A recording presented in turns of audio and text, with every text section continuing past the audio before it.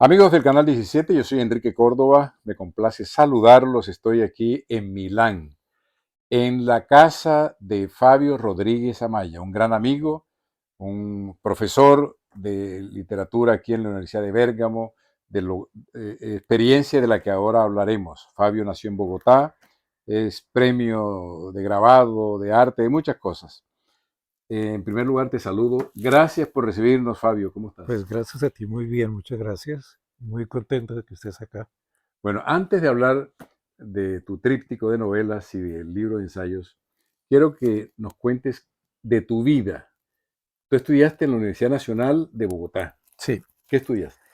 bueno, primero fui bachiller del Colegio Mayor de San Bartolomé, de donde me sacaron echándome incienso y agua bendita en 1967, y me correspondió ese momento de cambio, de transición a una facultad reformada, es decir, a la Facultad de Artes y Arquitectura, en donde se integraron todas las disciplinas artísticas con la arquitectura, la Facultad de Artes. Allí estudié hasta 1972, año en que me gradué, y donde comencé, me tocó reemplazar a mi profesor de anatomía, que desafortunadamente murió, y me dieron ese encargo y ahí inicié en realidad mi trabajo docente en 1973. Fabio, llegaste a Italia a estudiar. Sí, porque fui merecedor de la última beca por derecho de la Universidad Nacional de Colombia. Me gradué solo como pintor junto a Camilo Lleras como arquitecto. Fuimos los dos únicos graduados de nuestra promoción. Y pues esta beca me permitía especializarme en el extranjero. Mi sueño era estudiar cine. Apliqué a la Royal Academy para hacer un doctorado en cine, pero desafortunadamente o afortunadamente para mí, mi compañera, mi esposa, quedó encinta y pues me dijo que ella no quería tener una niña fuera del país. Entonces, después de que nació Jimena, pues yo opté por, tenía que utilizar esa beca y entonces eh, pensé en la posibilidad de ir a Praga, que tiene una magnífica escuela de cine, pero me trancó la cuestión del idioma porque sin poder comunicar corrientemente con la gente, pues es muy difícil, y opté por Italia y en ese momento se estaba preparando la reforma 382 de 1980 y el DAMS, Disciplina, Arte, Música, Espectáculo de la Facultad de Letras de la Universidad de Bolonia, abrió ese curso de grado con Humberto Eco como director y pues yo tuve la oportunidad de estudiar en la Universidad de Bolonia, Sí, yo en he sabido, Filosofía y Letras, sí. sí, dentro, los amigos sabemos que tú tuviste una relación muy cercana con Humberto Eco, un personaje, bueno, Sí, mitológico de la literatura, sí, de la semiótica. sí. Cuéntanos cómo fue eso, cómo Bueno, era el hombre. un gran personaje indudablemente, un hombre de una cultura infinita, eh, ensayista extraordinario, que desafortunadamente quiso también ser reconocido mundialmente como novelista, como escritor, eh, que tiene unos libros muy bien escritos, pero como digo yo y se lo dije cuando tuve oportunidad, le faltaba alma. A esos textos le faltaba poesía, el respiro, el aliento de la narrativa. ¿M? Una persona pues excesivamente culta, bastante arrogante, pero muy comprometido con su actividad profesional, primero como editor, porque era editor de la casa editorial Bompiani, y después como director de las colecciones de semiótica tan importantes, y como presidente de la Asociación de Semiólogos, Asociación Internacional de Semiólogos. Oye, Eco era un tipo muy culto, ¿no? Es Eh, dominaba el medioevo, se pasaba por los laberintos de los siglos del medioevo. culto y políglota, porque su tesis de grado, y eso lo llevó a la filosofía, fue el estudio dedicado a San Agustín. Entonces, el dominio de esa materia le abrió compuertas y pues el profesor Eco era un políglota, un gran investigador de archivos en las bibliotecas. De hecho, El nombre de la rosa es una novela que se funda en toda su experiencia de investigación inicial de su carrera, ¿no? El péndulo de Foucault. El péndulo de Foucault también. Me interesa menos el péndulo de Foucault como novela, mientras que El nombre de la rosa, pues yo fui uno de los primeros lectores de esa novela. ¿Y el cementerio de Praga? También, pues muy interesante, porque excavar en la cultura medieval, que tradicionalmente se considera de baja calidad o inferior o menor, no es cierto. La cultura del medioevo es fundamental, porque es allí donde el humanismo echa finalmente raíces y comienza la recuperación de la cultura clásica antigua. Fabio, él era un tipo culto y se daba la importancia. Sí, Italia reconocía que era un hombre. ¿Mm? indudablemente, indudablemente. Ante todo, él fue uno de los promotores del Grupo 63. Grupo 63 congregó a, a una miríada, no muchos, pero unos 15, 18 intelectuales de primer orden, entre poetas, ensayistas, novelistas, por ejemplo, Nanni Balestrini, que fue el novelista de punta de las neovanguardias italianas. Grupo 63, como tuve oportunidad de decirlo en la celebración del aniversario número 50 de su constitución, desde mi modesto punto de vista fue un fracaso, porque indudablemente las individualidades desarrollaron una obra personal muy significativa, pero se perdió la posibilidad de que el Grupo 63, que surgió en el vivo de la contestación a nivel internacional y que eran intelectuales de primer orden durante los movimientos del 68, toda la rebelión del 68, no tuvieron, no habían coagulado y no tuvieron la capacidad ni intelectual ni moral, desde mi punto de vista, para orientar a la juventud italiana. Entonces, como movimiento, yo lo considero un fracaso. Cuando tú llegas a Italia, este país estaba hirviendo, viviendo uno de los momentos más Álgidos, trascendentales de los últimos tiempos. trascendentales y álgidos, porque ese periodo de posguerra que tiene un momento de auge con la Dolce Vita a mediados de los años 50 y que significa el boom de la regeneración económica, política, material de Italia, pues es el boom del bienestar, indudablemente.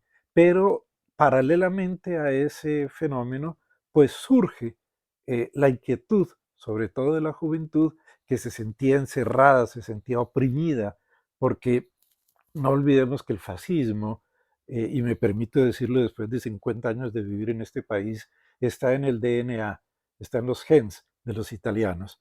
Entonces el fascismo es algo radicado fuertemente en ellos.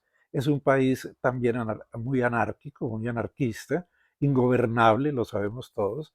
Y ese fenómeno, ese movimiento, esa situación comenzó a despertar el alma de los jóvenes frente a cuestiones trascendentales. Las primeras grandes preguntas: ¿quién soy? ¿Qué, ¿Qué hago yo en el mundo? ¿Quién soy yo en el universo? ¿Cómo puedo colaborar para que y hacer para que la sociedad progrese y evolucione? Porque yo creo que desde la época en que se inventó la escritura, la especie humana interrumpió el proceso evolutivo.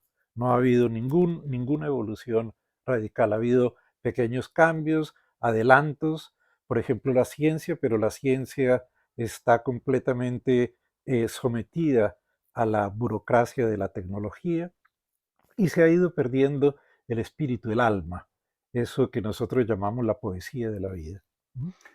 Fabio Rodríguez Amaya es bogotano. Tu formación es en el arte, en la literatura. En el arte desde un comienzo, desde pequeño. Yo comencé estudiando en el Conservatorio de Música y a los 8 o 10 años una prima de mi madre que siempre le pidió a ella que me regalara, porque nunca pudo tener hijos, un día llegó de Nueva York y me llevó una caja de 100 acuarelas.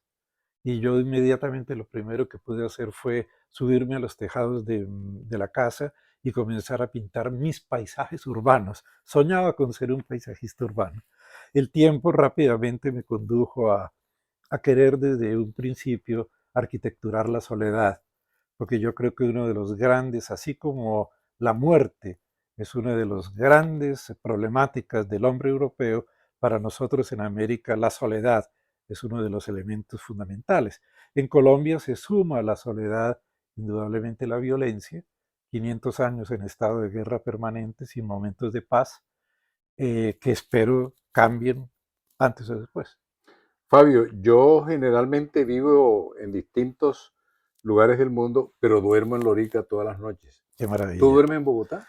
Yo estoy pendiente de Bogotá y de Colombia en realidad, y de América Latina. El único país que me falta por conocer es Paraguay. Y no lo pude conocer por un accidente de esos estúpidos, porque cuando la gente no razonamos, pues suceden estas cuestiones.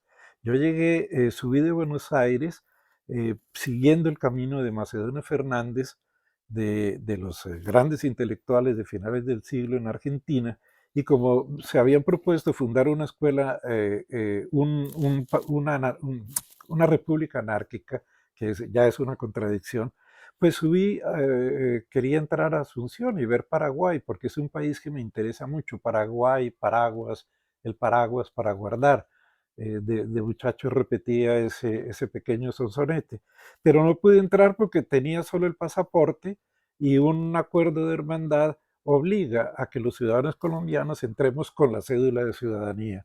Entonces me devolvieron de la frontera. Pero de resto, pues es América Latina.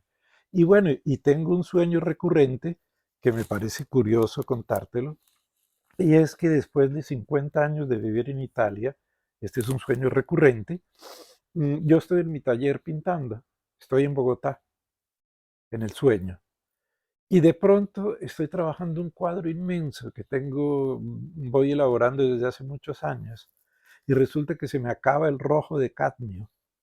El rojo de cadmio, que es el color más importante, más costoso, más importante para un pintor, sobre todo para mí. Y entonces salgo y digo, pero ¿quién diablos me hizo regresar a Bogotá donde no encuentro mi color rojo de cadmio? ¿Y qué veo? El Duomo de Milán. Entonces un sueño que me persigue, que me ha permitido entender que yo tengo que seguir viviendo acá en Milán. ¿Mm? Oye, la pasta aquí es de primera, ¿no? Absolutamente. Eh, No solo la pasta. y bueno, hay muchas cosas, pero estaba pensando ahora en la comida. ¿Te hace falta de vez en cuando retroalimentar ese menú bogotano? Claro, claro, pero suelo hacerlo. Yo, pues, me precio también de saber mezclar los sabores. Entonces, por ejemplo, yo preparo arepas, muelo el maíz, compro el maíz original, lo cocino, lo muelo, preparo las arepas. Y sobre todo, mi hija pequeña, desde muy pequeñita, los domingos me decía, papi, desayunito colombiano, papi, desayunito colombiano. Entonces empecé a prepararle los frijoles, empecé a prepararle ciertas carnes, ciertos platos nuestros que son pues, muy ricos, la yuca frita, por ejemplo, el plátano frito, el patacón, las verduras como solemos comerlas. ¿Qué es lo más grato para ti de de haberte venido para Italia? Bueno, creo que los abuelos de mis novelas dicen que la libertad no existe, que es una imposibilidad. Pero yo creo que en mi estadía en Italia y sobre todo eh, haber sobrevolado ese periodo tan angustioso, tan difícil, tan violento del Estatuto de Seguridad, del narcotráfico, de la guerra radical en Colombia, pues me ha permitido desarrollar un poco mejor mis capacidades intelectuales y artísticas. Bueno, hablemos de Abuelo Macedonio. Ujú. Este es parte del tríptico Sí, de tus novelas. sí.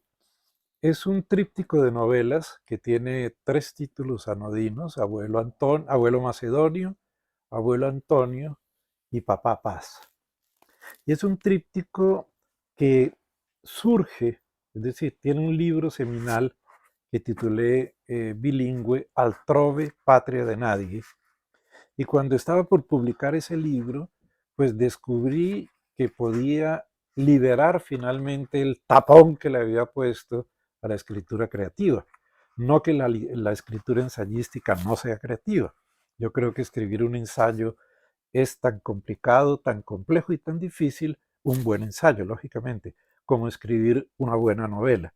Entonces, yo que vengo de la experiencia académica, con 12 libros publicados y muchas curatelas y más de 100, 120 más o menos artículos, ensayos publicados en revistas internacionales, pues la escritura de Altrove, que es una profunda meditación sobre el exilio como experiencia personal, me condujo a recuperar la necesidad urgente de reescribir capítulos de la historia del nuevo reino, como lo llamo yo, que comienza siendo Colombia, pero al final del tríptico es América Latina, que comienza siendo la configuración de un latifundio que al final del tríptico es toda Colombia. O sea, ese latifundio, el sueño de la Valquiria, en donde se asienta una estirpe de origen castellano de la provincia de Soria, de Duero,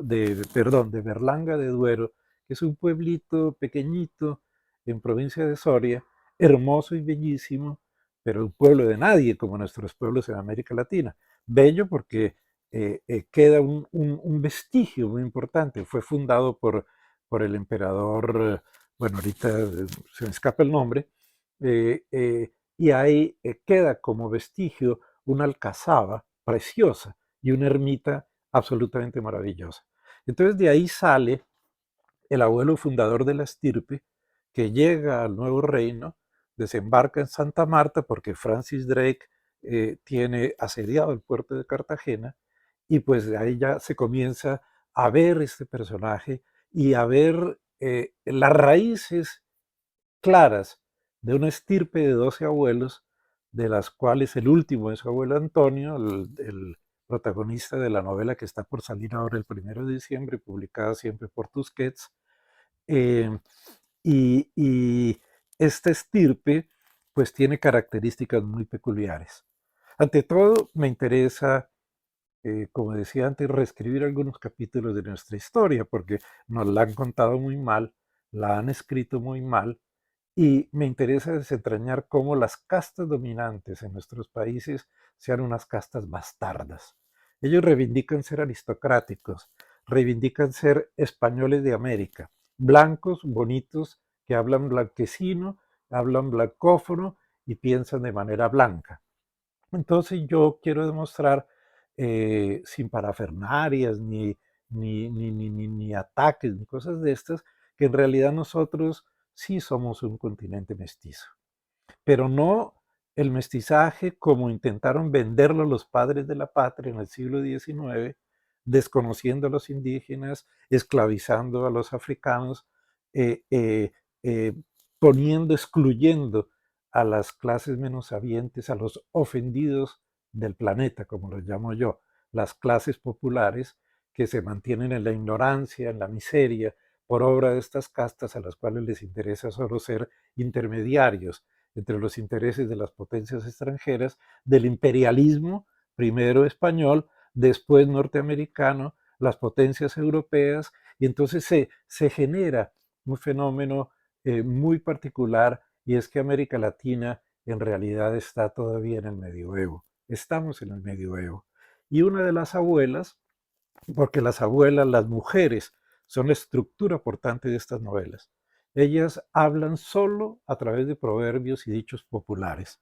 Y son mujeres eh, eh, comprometidas con la vida, comprometidas cada una con su actividad, y son pues las mujeres más estrambóticas del mundo, porque una fue, eh, eh, eh, tenía una compañía de striptease y de cancán en el río San Jorge, allá en el Patía, en el sur de Colombia, y la otra pues es alfiletera y le jala la santería, la recería, los ritos afros, y la otra pues es una indígena absolutamente maravillosa, Anaïd Saé, en fin. Y cada uno de estos abuelos que respetan el principio del mayorazgo, el objetivo y la misión es la de amplificar, duplicar cuanto menos sea la extensión de ese latifundio, el sueño de la Valquiria, que terminará siendo Colombia, sea las riquezas de la empresa, de la familia. Pero claro, son familias bastardas, porque uno se casa, por ejemplo, abuelo Macedonio se casa con Eponine, una francesa católica, ultrancista, reaccionaria de Burdeos, que considera que los negros son una piltrafa y que los indios no tienen derecho a existir y que, bueno, pero que ella casa a un hombre de alta estirpe y entonces se convierte en una gran dama. Pero al final ella deja al marido, el abuelo Macedonio, que es un militar que nace con el don de la visionariedad y entonces Simón Bolívar lo convertirá en su asesor personal de estrategias y tácticas militares. Y es un hombre apasionado del ajedrez, es un masón, le gustan los caballos, coleccionista de libros, fundan una casona en Tunja, pero la reproducen idéntica en Santa Fe de Bogotá, es bolivariano y antisantanderino, y todo el lío ideológico y político y cultural que tenemos en América Latina. Esa búsqueda profunda de la identidad, que es lo que a mí me interesa. Yo soy colombiano, yo soy latinoamericano, yo soy un hombre del sur del mundo. Entonces, me sirve también para exponer mis ideas respecto de lo que podría ser la sociedad. Estos abuelos y estas abuelas sostienen, por ejemplo, que la libertad, la democracia, la felicidad, el amor, el Estado y la nación son imposibilidades. Es decir, no son realizables. Traducido significaría utopías, serían utopías, pero como la utopía no puede existir, de hecho el comunismo surgió, estaba muerto desde antes de nacer, lo que sucedió con la filosofía. La filosofía, como sostiene Borges, murió antes de nacer, ¿sí? Y lo mismo sucede con la democracia, con la paz. Pues imagínense un país en que no ha habido durante 500 años momentos de auténtica paz y donde llegamos a un determinado punto a tener 6 o 7 ejércitos en pie de guerra y nadie habla del ejército de la vigilancia privada, es decir, de la policía paramilitar. Y hoy día, pues, nosotros somos conscientes de que el paramilitarismo, pues, es una de las grandes plagas que tenemos en el país. Y eso hay que combatirlo cada uno con sus propias capacidades, con sus propios instrumentos. Yo intento hacerlo modestamente, tratando de pintar bien, de escribir bien y cada día me digo, espero poder hacerlo mejor. ¿Cuándo tenemos ese tríptico? Estoy terminando la tercera novela, Papá Paz, cuyo protagonista es mi tatarabuelo en la vida real, que fue un pintor muy importante, el único pintor colombiano local de la Comisión Coreográfica que dirigió Agustín Codazzi por imposición, digámoslo, de Tomás Cipriano de Mosquera, que quería pasar a la historia como un hombre culto del Renacimiento, que suponía y presuponía y se llenaba de aire y de bolas de oxígeno diciendo que él era un científico y que él era un economista y que era un militar y que era esto y que era el otro y era un pobre diablo al final. Tomás Cipriano de Mosquera, 4 veces presidente y dictador en Colombia, militar, llegó a ser coronel porque el padre de Tomás Cipriano de Mosquera le hizo préstamos en oro puro a Simón Bolívar y Simón Bolívar se vio en la obligación de proteger a este hombre y lo convirtió en su edecán y ahí comenzó esa carrera, pero Cipriano de Mosquera era un hombre desgraciado, un hombre infeliz, un hombre que cometió incesto con su propia hija. Entonces, a mí me interesa contar eso que no nos cuentan en los libros de historia, ni en las escuelas, ni en las universidades. Y creo que, como le dice abuelo Antonio a su nieto, porque este tríptico tiene una voz narrante dominante que es abuelo Antonio, pero abuelo Antonio le transmite al nieto, 33 días antes de morir, toda una serie de historias y posteriormente le envía un baúl con 33 libros y 27 libretas de reportero gringo que él tarda 50 años en desentrañar para escribir este tríptico. Fabio Rodríguez Amaya, hablando sobre su tríptico, interpretando la historia que él nos va a presentar en estas obras. Desde Milán, Enrique Córdoba, para Colombia al Día en el canal 17. En la cámara, Maripaz Pereira. Felicidades. Gracias.